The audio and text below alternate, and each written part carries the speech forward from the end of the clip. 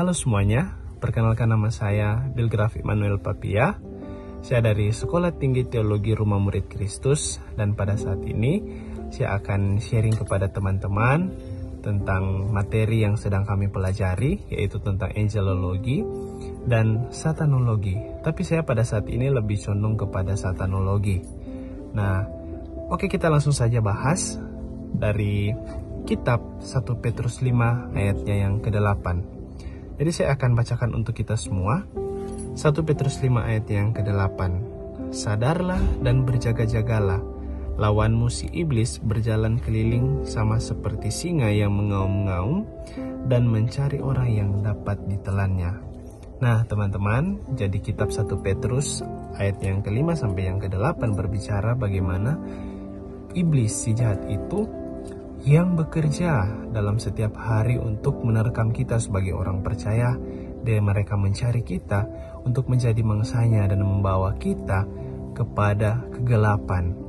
Nah, surat 1 Petrus 5 ayat yang ke-8 ini teman-teman ditulis oleh Petrus dan dialamatkan kepada orang-orang pendatang yang tersebar di seluruh provinsi Asia Kecil pada waktu kekisaran Romawi pada abadnya yang pertama. Nah, Petrus menulis surat ini bagaimana ia ingin meyakinkan jemaat-jemaat yang ada di sana, orang-orang yang ada di sana, bahwa untuk tetap teguh ketika ada serangan dari kuasa kegelapan yang nantinya membawa mereka kepada penderitaan. Nah, teman-teman, jadi kita sebagai anak-anak Tuhan, sebagai gereja Tuhan, kita itu harus waspada agar tidak masuk ke dalam tipu muslihat iblis. Karena begini teman-teman, iblis itu bekerja, dia menunjukkan kenikmatan, tapi hasilnya itu menuju kepada maut. Iblis menunjukkan sesuatu yang enak untuk kita lakukan, sesuatu yang terlihat indah, terlihat menarik, terlihat istimewa, tapi ujung-ujungnya itu menuju kepada maut. Nah, itu hal-hal yang iblis tawarkan. Tapi kita sebagai gereja Tuhan, kita perlu membangun benteng. Kita perlu adanya perlindungan, kita perlu adanya perisai. Kita akan belajar bersama-sama bagaimana supaya kita dapat dibentengi oleh kuasa Tuhan terhadap serangan, terhadap tipu muslihat dari iblis yang mengaum-ngaum.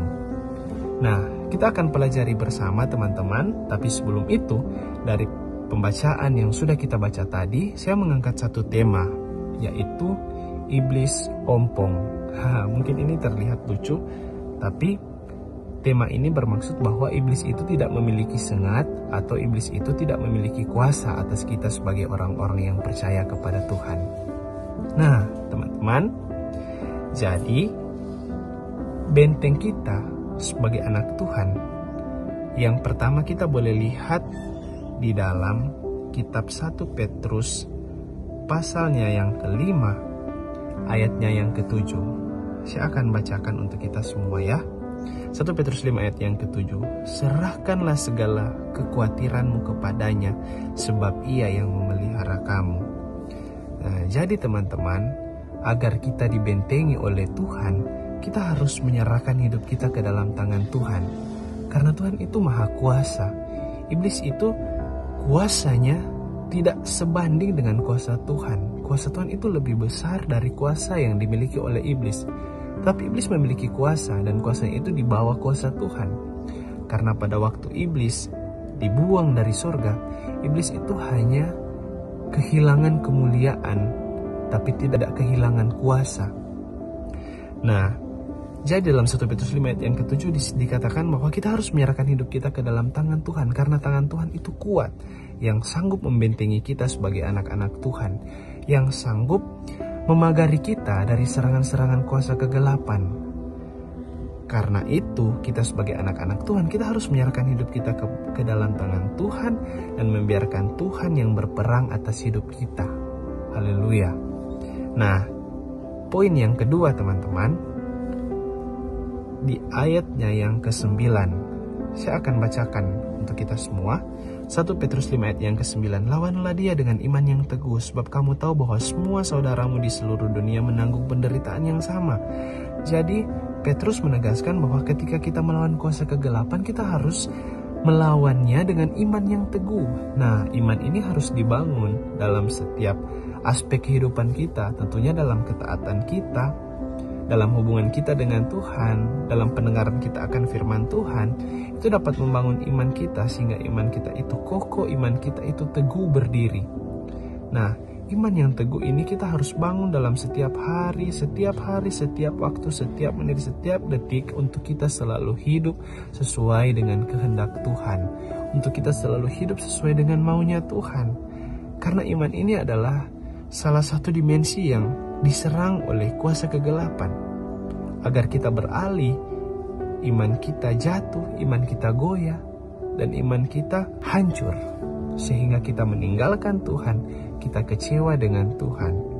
Oleh karena itu iman ini merupakan sasaran dari iblis. Karena iman ini berbicara mengenai kepercayaan, sehingga kepercayaan kita digoyangkan oleh kuasa kegelapan dan akhirnya kita tidak memiliki kekuatan untuk bertahan sehingga kita jatuh.